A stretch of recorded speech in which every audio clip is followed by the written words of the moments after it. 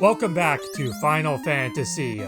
Last time on our adventure, we visited the ice cavern and acquired the floater to gain access to the airship. Or rather, a more accurate way to put it was we raised the airship from the desert south-ish of the village of Crescent, and now we can venture forth to the northern continent. We couldn't really do much in the northern continent before because there's no ports up there to park our ship. There is one place I think you can get to on the northern continent without the airship. You can get, I think, to the Castle of Ordeals, which is our next major destination. And that can be accessed with just the boat, because you can anchor your ship at rivers and move on to the canoe, which is another means of getting to the Castle of Ordeals. I never do it that way. I rather fight the battles in the forest on the way to the Castle of Ordeals by taking the airship route, especially over the far inferior battles, and in turn the inferior experience points and money that you'll gain by taking the ship and then the canoe to get to the Castle of Ordeals, because that just parks you right outside of the castle. It's, I think, a little quicker and more convenient, or at least it can be, to take the ship because the battles are easier, but I would rather get the superior rewards of taking the more conventional route, or rather the route that I assume the game expects you to take to get to the Castle of Ordeals, especially considering the fact that until you come to this place, the Archipelago of Sarda, I believe it's called, until you come to this place and speak to the dragons, and even maybe go to some of the other towns and gather more information if you don't already know what's going on, you wouldn't really be incentivized to go to the Castle of Ordeals prior to having your airship anyway. And so naturally, most people are probably going to assume use the airship to get to the Castle of Ordeals. So I assume that's the method of reaching the castle that the game intends or expects you to utilize. I don't know why I didn't talk to that dragon.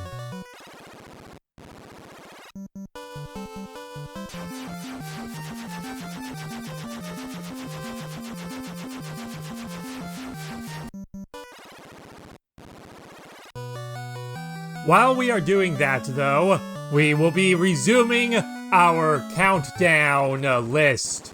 Last time, we focused entirely on the number 4 entry, which was Final Fantasy IX, and going back on that real quick, one thing I feel like I kind of glossed over, unless I completely forgot, and actually did discuss this, but thinking back on that episode, I feel like I didn't really bring this up, which was the story, and I just wanted to say that the story itself, I think, is okay. It's not great or anything, but it's serviceable, it gets the job done. But the aspect of the story that I think is far better than the plot itself are the characters. I feel like Final Fantasy IX has excellent characters and character development throughout the game. It's just the story itself isn't particularly interesting, and even gets kind of dumb and convoluted by the end, but then again, that's pretty much every Final Fantasy game, so I can't really fault it for that.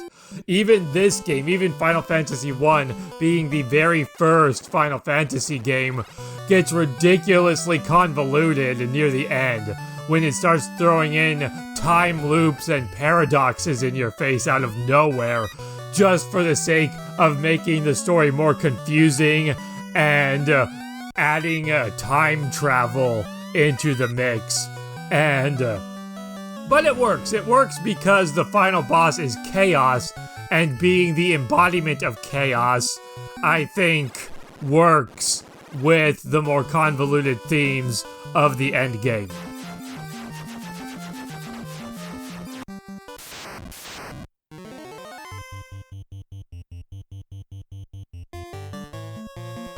Anyway, so while this is going on, we are going to be moving on to number 3 of our countdown list. And just for anybody who's joining for the first time or wants a refresher of the rules or whatever, just a quick recap. This is an opinionated list of my rankings for the Final Fantasy series. Purely my opinions. This isn't meant to be any sort of objective list or anything like that. Hang on a second.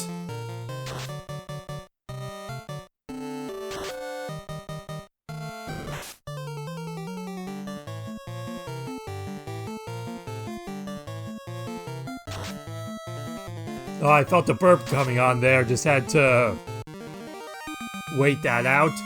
So, this isn't some sort of objective, these are the best games, or whatever. These are just my opinions, my general opinions, summarized into a list from bottom to top, rather.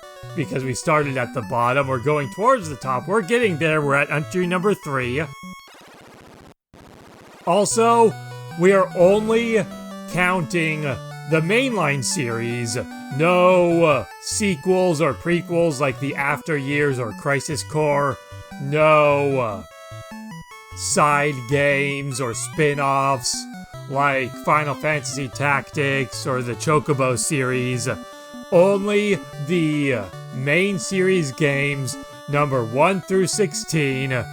And also, I am only counting Final Fantasy games that I have played extensively enough to formulate a reasonable opinion, at least reasonable by my standards. There is one game on this list, which was the number 10 entry, which some people might not consider to be a fair judgment, but if I put about 15 hours into a game and I'm still not liking it, then giving it more time, it hasn't earned the right to get more time out of me.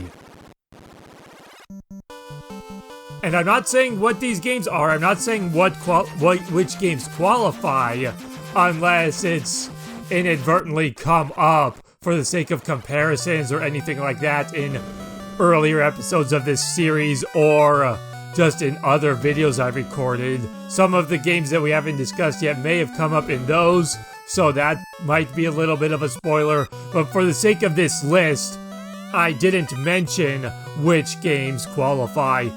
And the fact that there's 10 of them is purely a coincidence. Out of the Final Fantasy games 1 through 16, it just so happens that there are 10 of them that I have played extensively enough to pass my opinions on in a way that I can actually describe and defend and elaborate, as opposed to some other Final Fantasy games that I don't like, but I've maybe only sunk 1 or 2 hours into, or maybe just played a demo and just immediately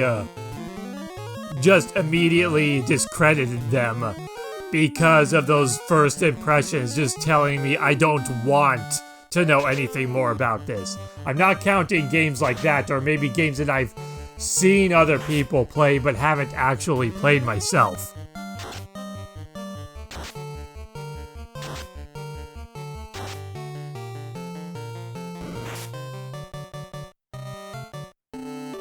So moving on to number 3. Hang on, I gotta check something.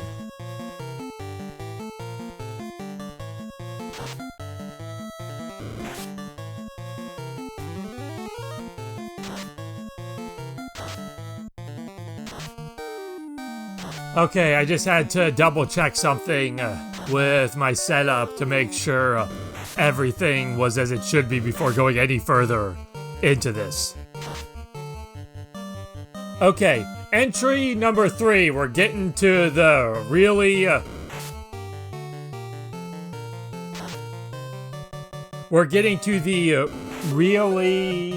need to take a note.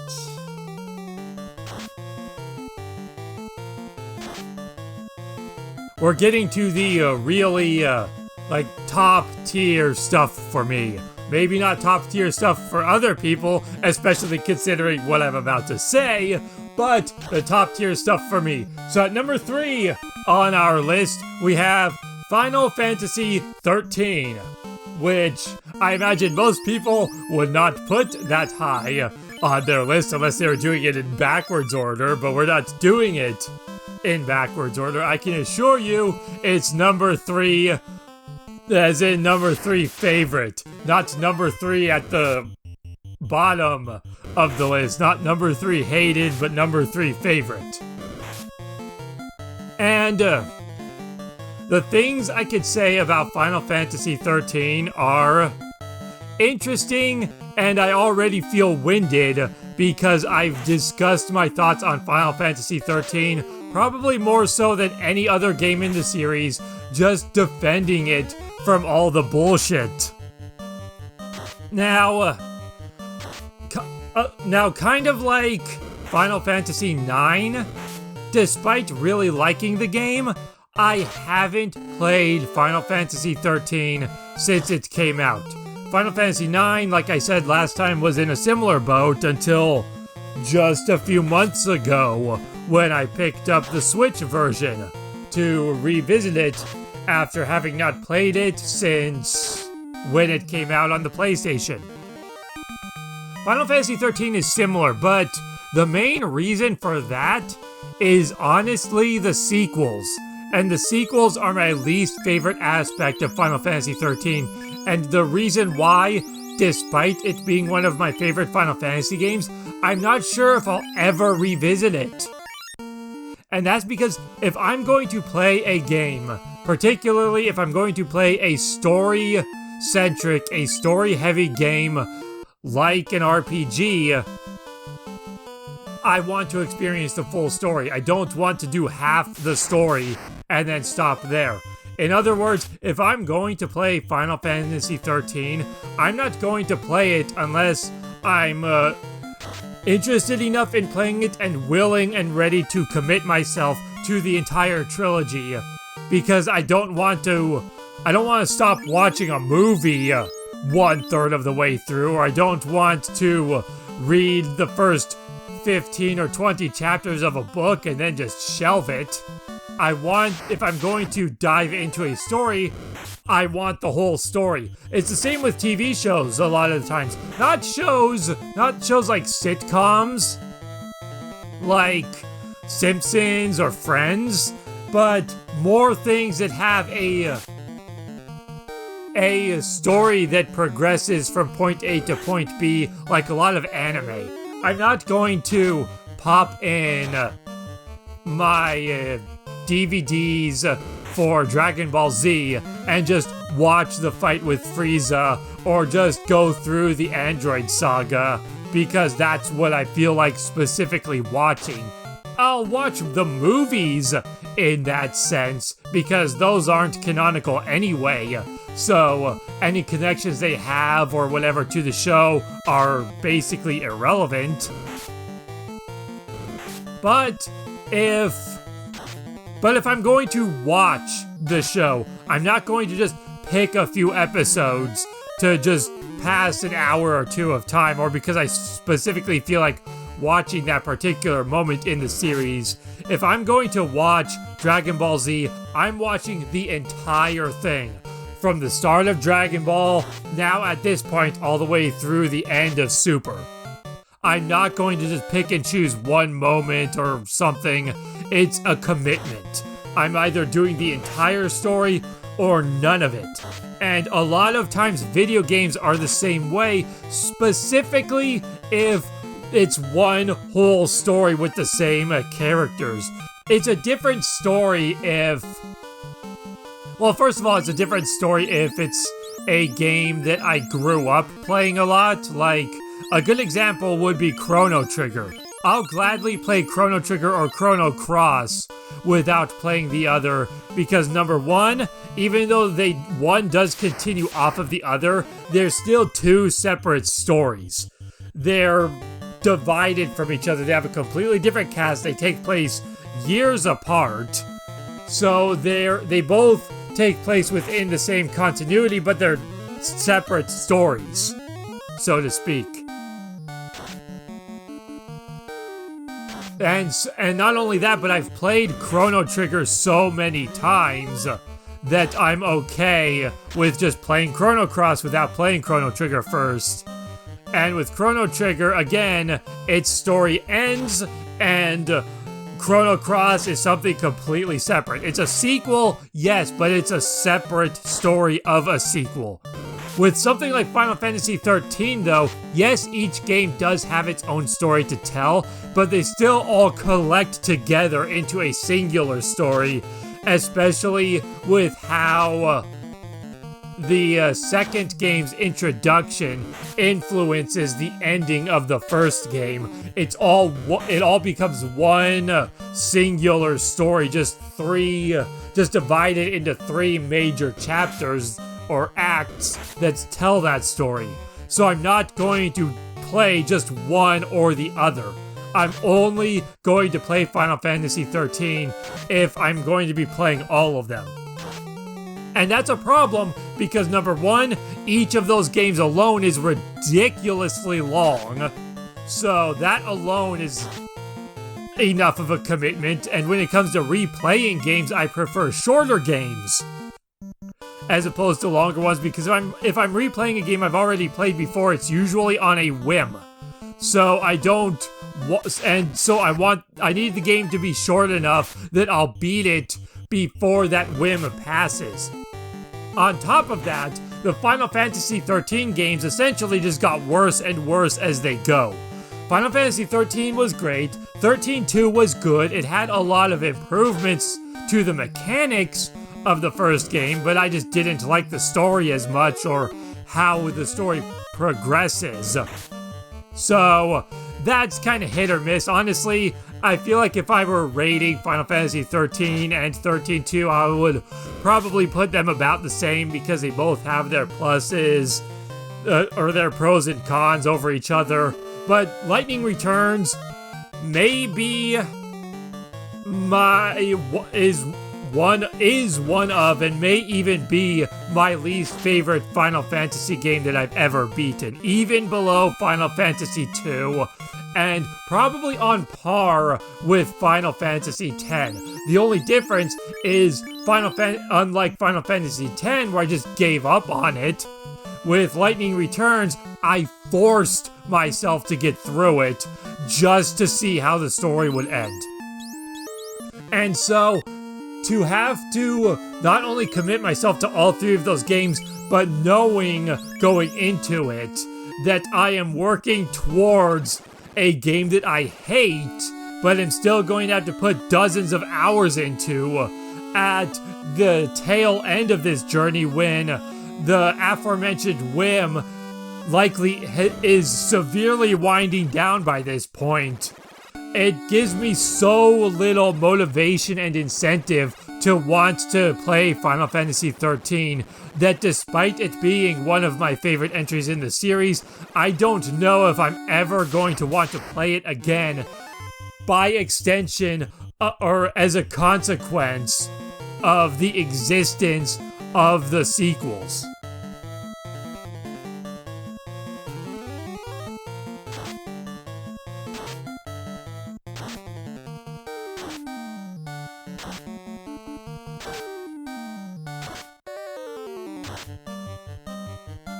And I currently don't even own the game either because of that. I have Final Fantasy games that I like less, but I do not own Final Fantasy XIII currently. I used to have the 360 versions, but because of the sequels, as soon as I beat Lightning Returns, I sold off all 3 of them.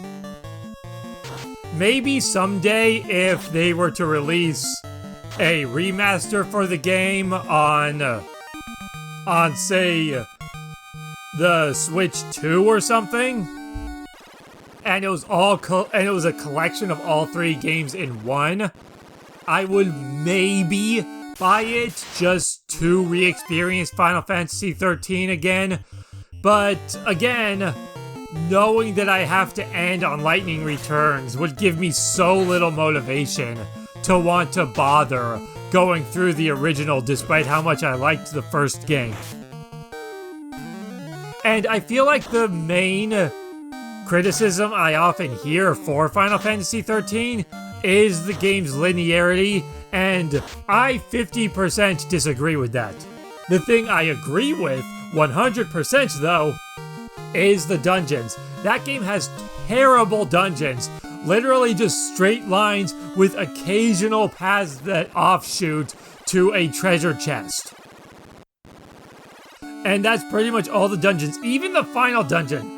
Final Fantasy games have such a rich history, or maybe a notorious history, of having incredibly long and complex dungeons.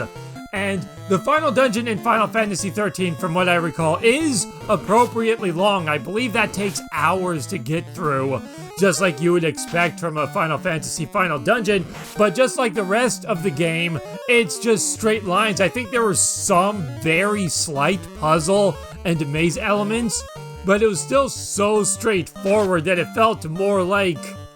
that its complexity felt more like what you would expect from an early to mid-game dungeon, like the first appropriate or proper dungeon in the game, rather than the final one.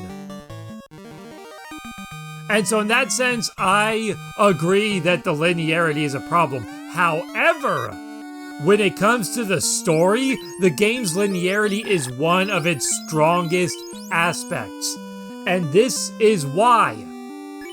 Throughout the game, your characters, to just put it simply, I'm not gonna do like a huge elaborate synopsis of the game's plot in a video like this, but suffice to say that throughout the game, your heroes are racing against an uncertain clock. They've been given a mission by the Fal'Cie?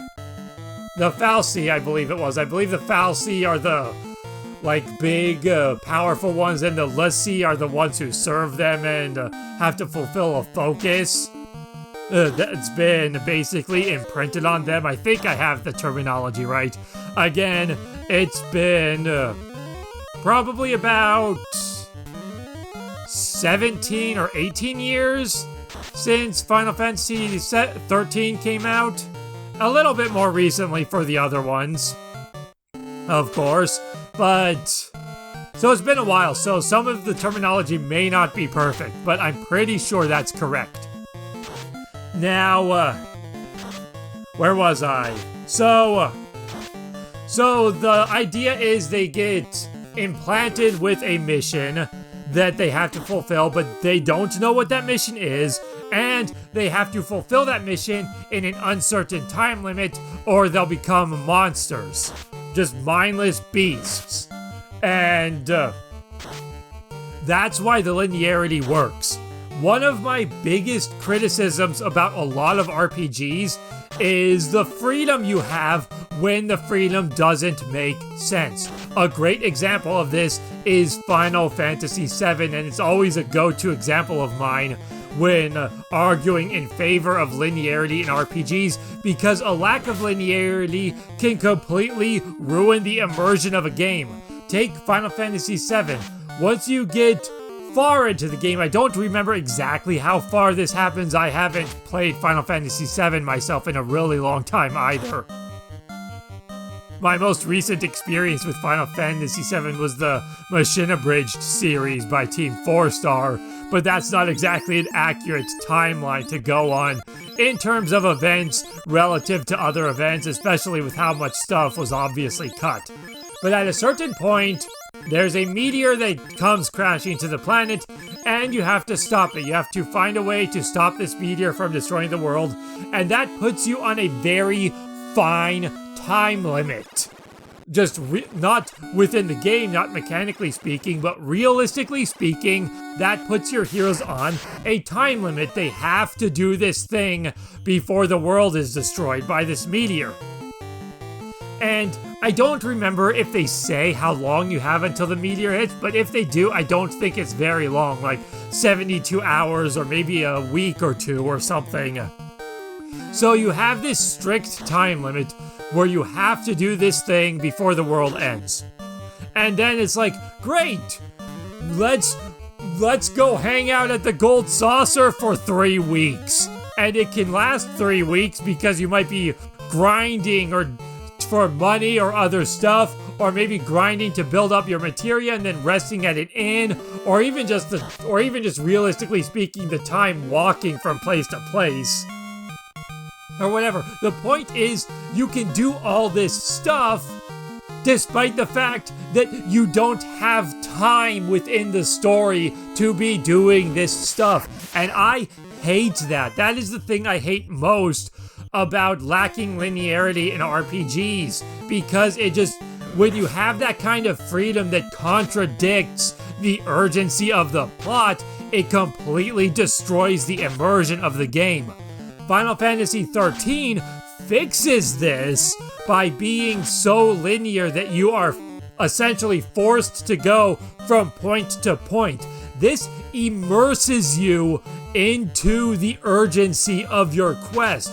You feel the urgency that your characters are on and become one with their sense of needing to hurry up and complete this quest, especially because, again, they don't know what the quest is and they don't know how long they have. They need to figure out what their mission is and figure out how to accomplish that mission and do it. And for all they know, they could have a week left or they could have 5 minutes left. They don't have the time, the luxury to be fooling around with stuff that doesn't pertain to their mission. And that is why the linearity in Final Fantasy XIII is one of its strongest aspects, because it forces you, the player, into that same urgency that the characters are in.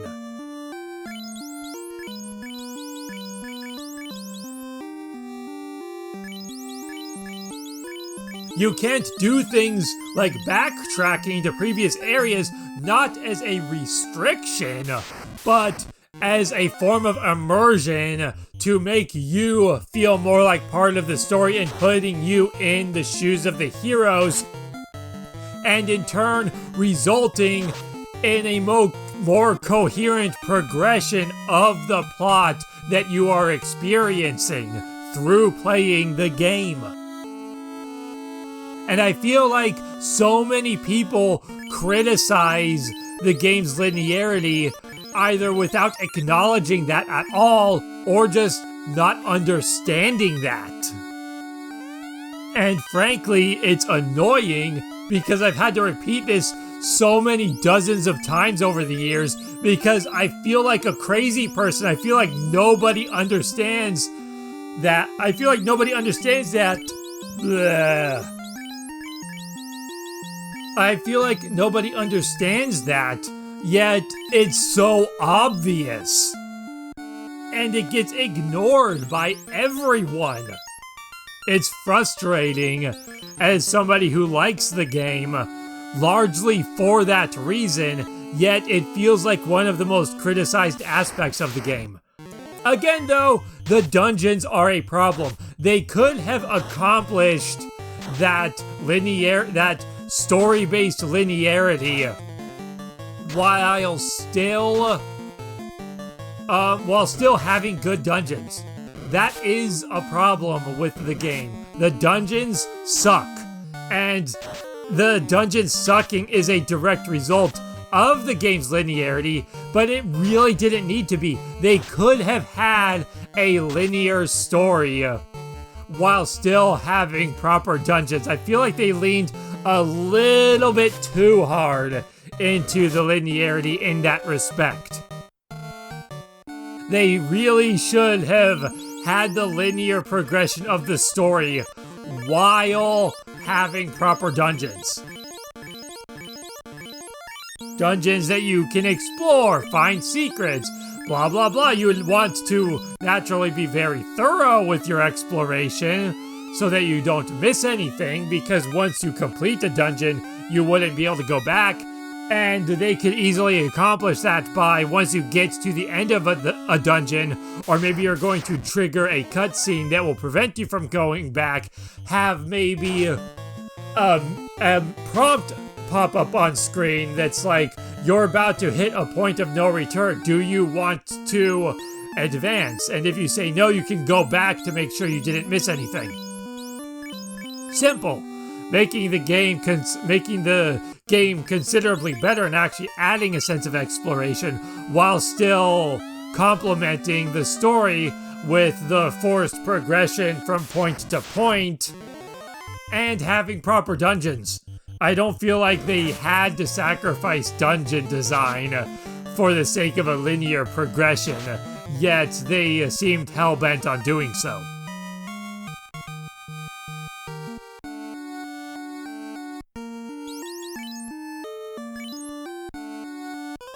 Now, that does fall apart a little bit once you get down to Pulse and you get access to side quests. But, you know, I feel like they had to have something. And, so that's the one part where it kind of falls apart. But even then, I feel like there are certain side quests that do kind of push you in the right direction forward as you go. And then there's just a bunch of extras if you want to get more out of the game, blah, blah, blah. But even then, the game acknowledges it. When you get to that point, Snow is like, we need to fulfill the focuses of our fallen brethren so that they can rest in peace or whatever. And I believe even Lightning is like, we don't have time for that. We need to keep moving forward. And it creates kind of a contention between the party that isn't really resolved. It acknowledges the fact that you're on an urgent quest and that there isn't time to be bullshitting around. Further accentuating the game design of being linear for the sake of complementing the story and the urgency of the characters.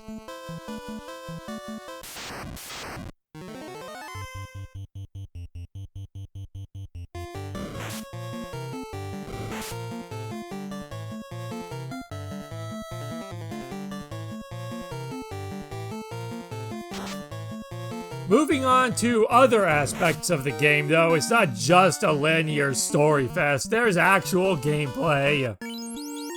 And I like the battle system. It's not as slow-paced as I would like, but it works. There is still some strategy. It's a lot more reflexes and quick thinking, but there is some strategy to the game. It's just, you gotta be fast, you gotta be on your toes, you gotta be reading the room, especially when trying to break opponents and handling them in the most efficient way possible while also making sure you're healed up and have your buffs active and everything. The gameplay itself is fine. It's engaging and fast-paced. It's not as tactically deep as a lot of other RPGs, but it still keeps you engaged. There's enough going on, and it's decent and it's challenging enough that you can't just bullshit your way through the game and expect to win. You have to actually put in effort. It's not like some other Final Fantasy games where it might just be so easy that it's just like whatever.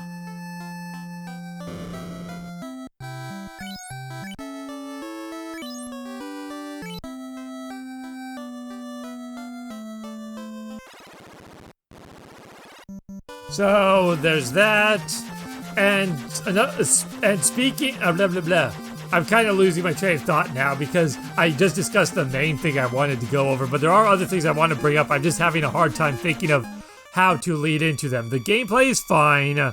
It does what it needs to do. It's different for sure.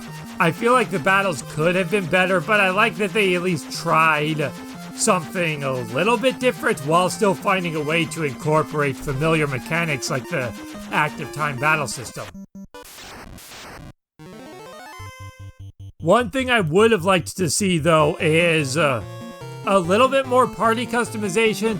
I'm fine with the game forcing you to use certain characters at certain points, especially because certain characters might only be available at certain times.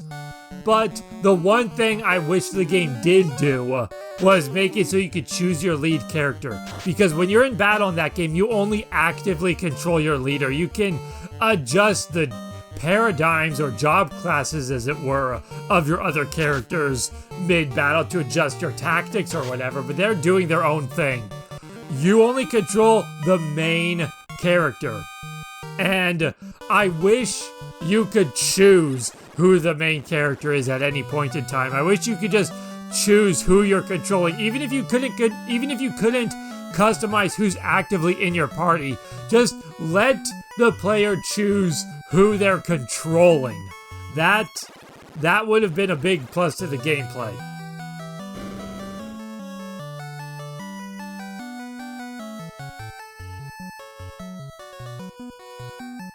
Switching over to Final Fantasy 1 real quick, we are coming up to Bahamut. We proved our courage and brought him the rat's tail, and now we upgrade!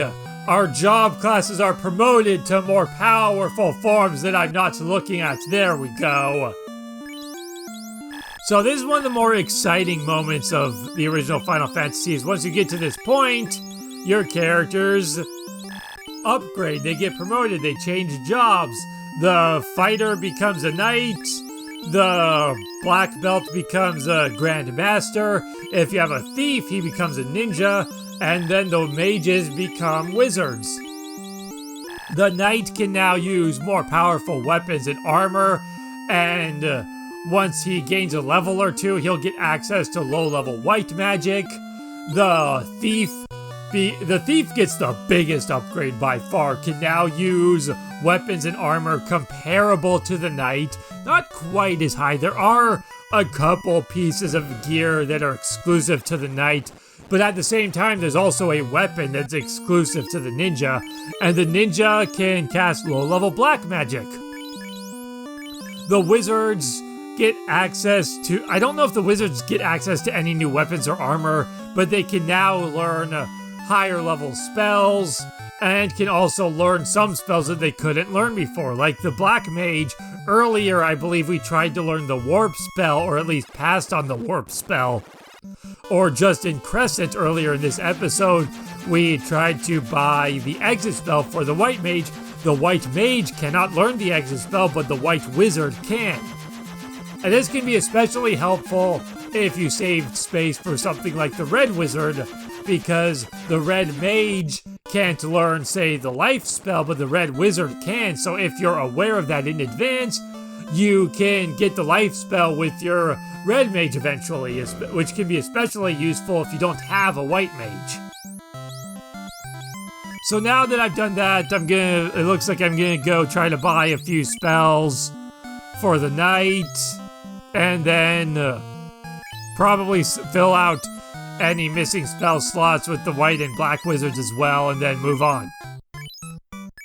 And then there's the black belt, who doesn't really change at all. I think his magic defense growth changes, and I believe it actually gets worse. I believe the Grandmaster's magic defense growth is actually worse than the black belt's, and aside from that, he doesn't change at all. When I was a kid, I thought the Grandmaster's upgrade was much more significant.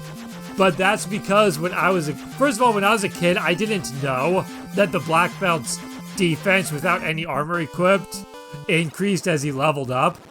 I didn't know about that mechanic until just a few years ago.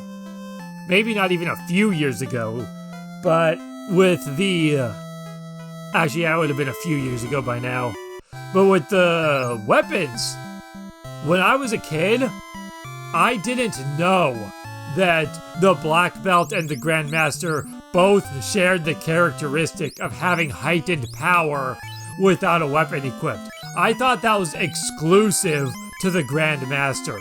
So, whenever I had a Black Belt, I would keep him equipped with nunchucks all the way until the class change. because I thought that was the thing. Every job class had their thing that they got from the job change. The fighter got access to magic and stronger gear.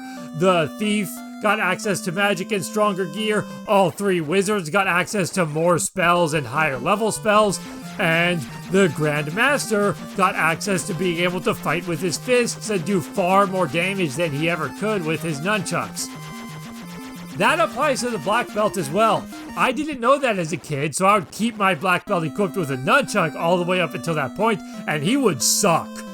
He would be absolutely terrible by the time I got to that point, but I thought that was the trade-off. I thought the whole idea was that you had to live through the first half of this game with this really crappy fighter.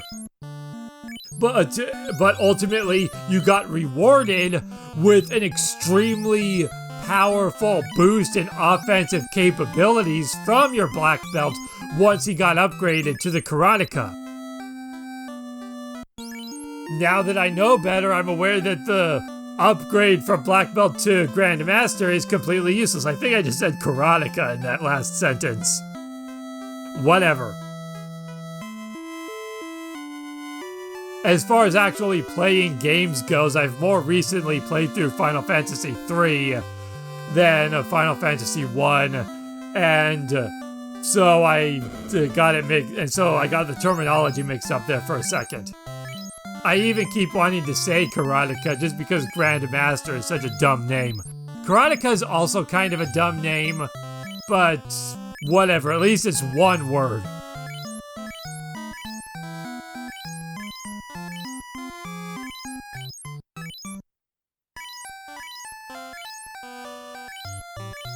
However, I believe one of the changes that this patch I'm using changed. Like I said before, this is mostly a conservative bug fix. The whole idea was to keep the game mostly the same. They did add a couple conveniences, like being able to buy multiples of 10 when it comes to potions, and also and stuff like that. And they also took a couple liberties in terms of things they changed or fixed.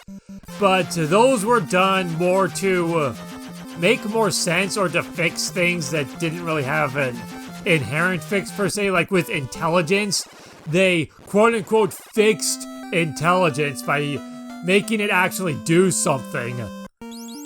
Which I'm okay with because it makes the stat matter, and it just coincidentally fits into how I always assumed intelligence in this game worked growing up, which is making it so your spells don't inherently become more powerful, but as your intelligence increases, you have a higher probability of getting higher rolls with your spells, so you have a higher likelihood of dealing more damage, or maybe also getting higher chance of hitting with status effect spells. I'm not entirely sure if it affects those as well. Anyway, one of the things I believe this patch did was swap the magic defense stat growth between the black belt and the Grandmaster, so that the Grandmaster's magic defense growth is superior to the black belt's, as opposed to it being the original way.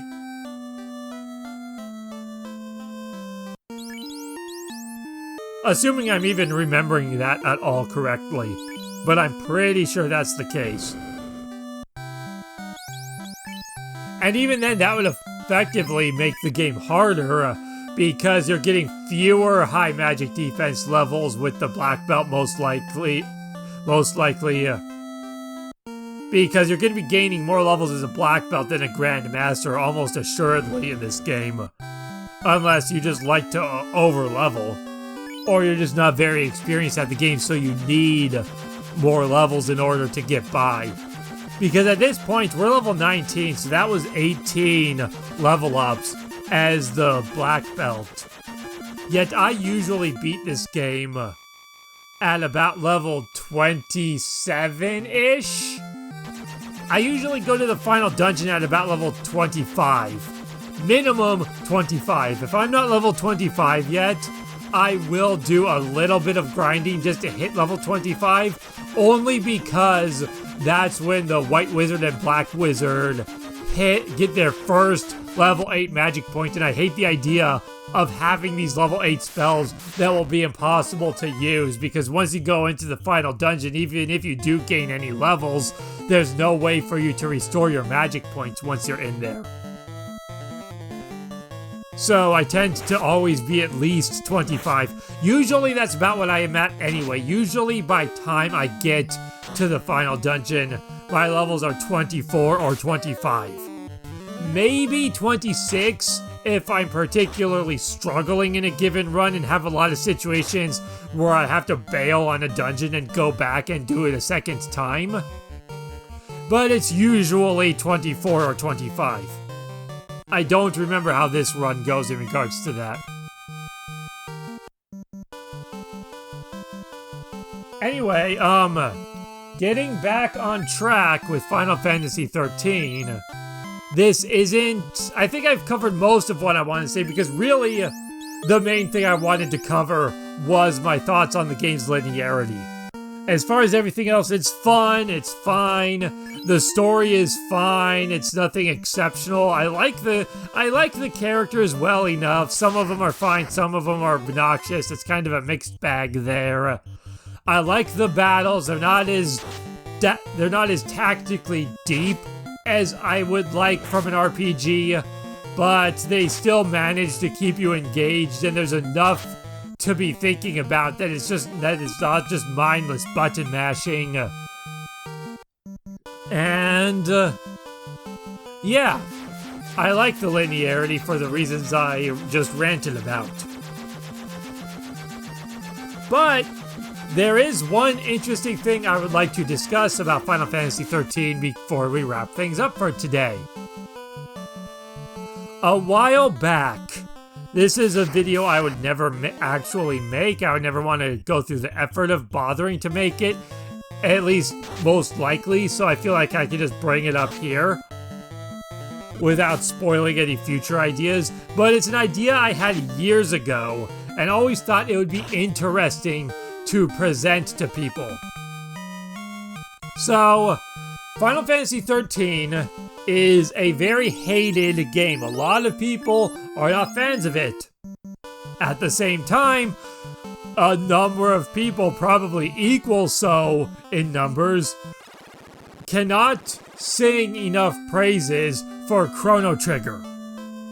One of the worst RPGs of all time, and one of the best RPGs of all time, you could say. Yet, despite that, actually, because of that, or not despite that, but rather in spite of that. I don't know, despite means in spite of, but for some reason I feel like in spite sounds better with what I'm going to say. But in spite of that, I had an idea. This was going to be a joke video, a mostly joke video. I feel like I did have some good points to make in the video, but for the most part it would be a joke video, not meant to be taken super seriously, meant to be taken with a grain of salt and have a laugh.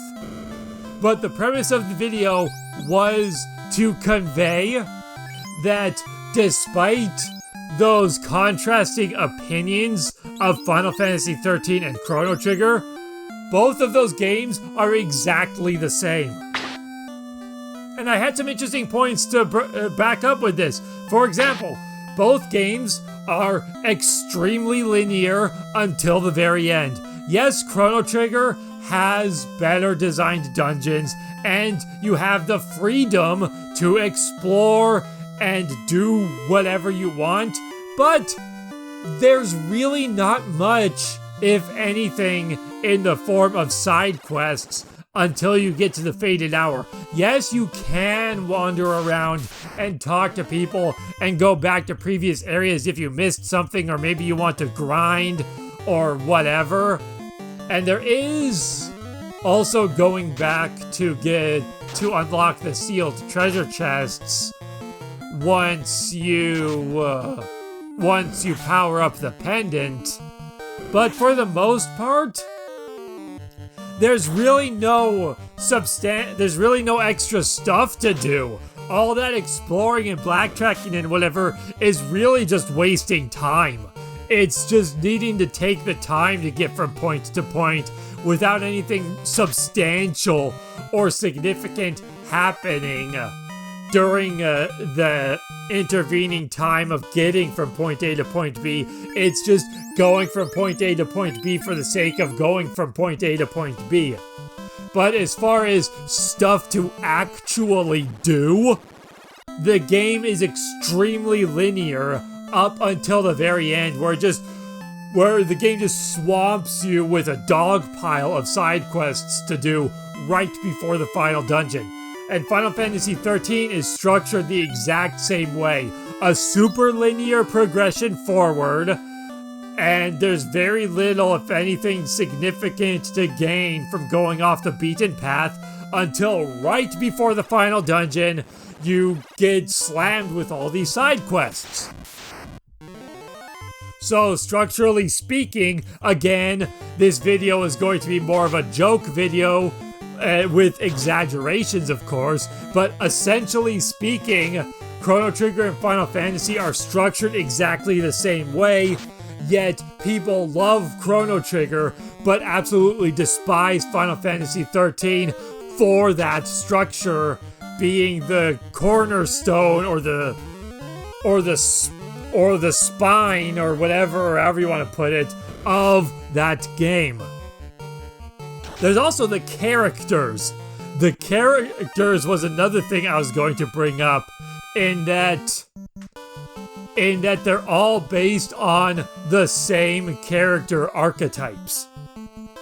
Some of these would have been a little bit more of a stretch, and I don't think I ever came up with one for every character, but there's definitely some strong examples there. For example,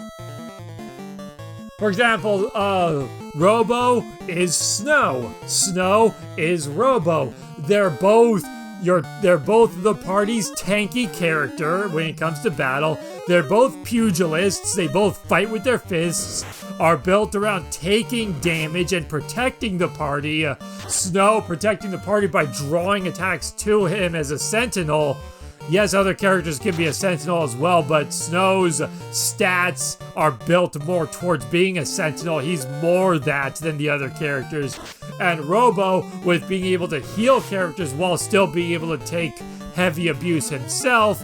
Again, they both fight with their fists, and both of their personalities are very much catered towards being willing to put themselves in danger and sacrifice themselves for the sake of protecting and helping their friends. Even when you first meet Robo, he's willing to put himself in harm's way to help you.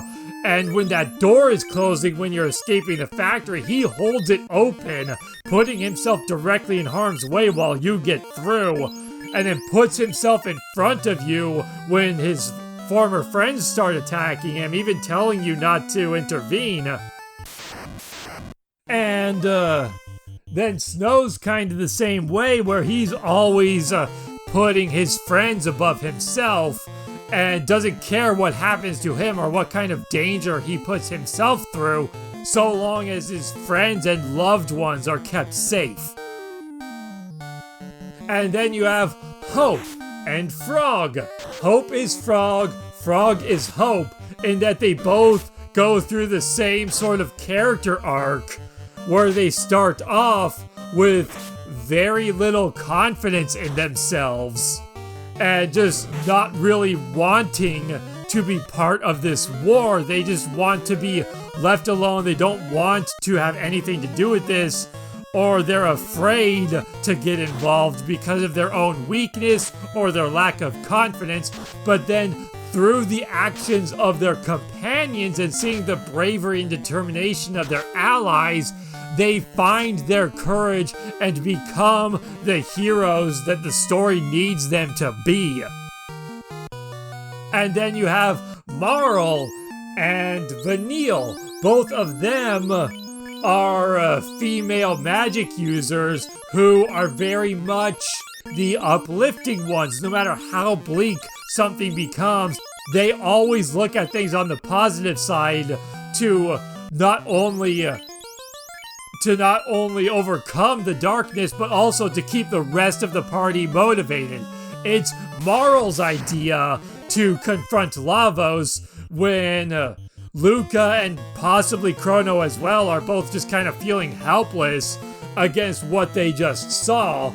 And she's constantly the one pushing things forward and keeping the party motivated, just like Vanille, who always has this smile on her face and is kind of ignoring her own inner turmoil for the sake of keeping everyone else strong and keeping the party moving forward.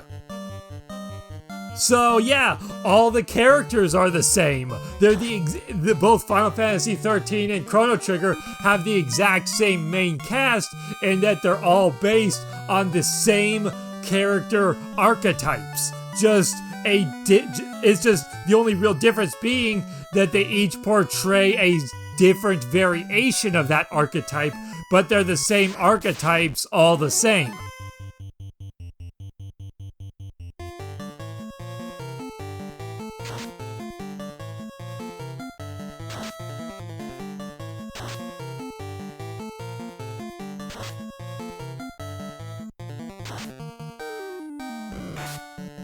And then you could even get into other, more potentially profound things, like comparing Lavos, who has effectively cultivated the earth in his image, so to speak, and he's the reason why the world went in the direction it did, and evolved the way it did, because of him.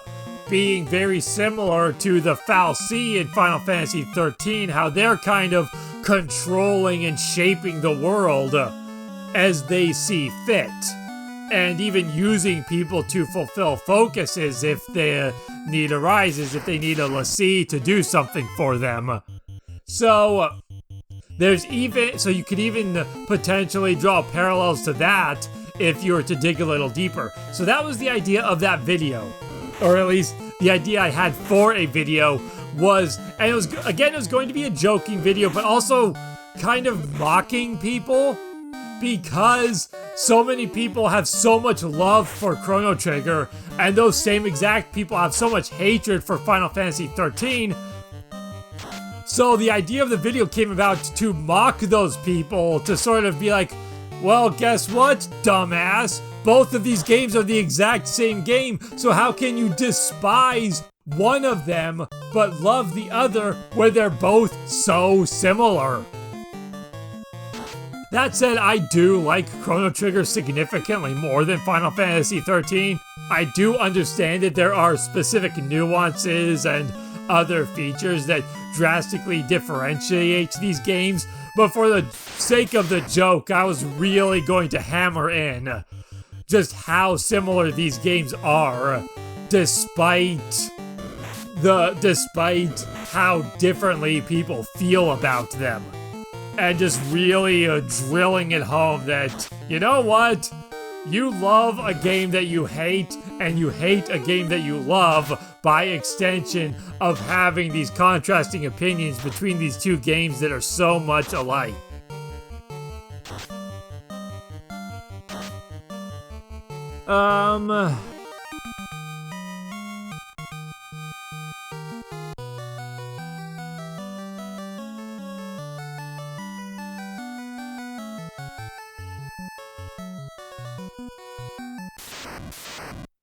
But yeah, that should about cover it, and we're coming up on about the hour mark, so we'll call it here. That was entry number 3 in my top 10 Final Fantasy list, with the stipulations mentioned at the start of the video. If you have any thoughts to share of your own, feel free to leave them in the comments. I can imagine getting some flack for praising Final Fantasy XIII, but I don't care. It's my opinion, not your own. So, but accordingly, you're free to share your opinion just like I'm free to express mine. But with that, we'll end things off here. Next time, we'll be getting to number 2 on our list as we make our way to the end of this thing. And I'll see you next time.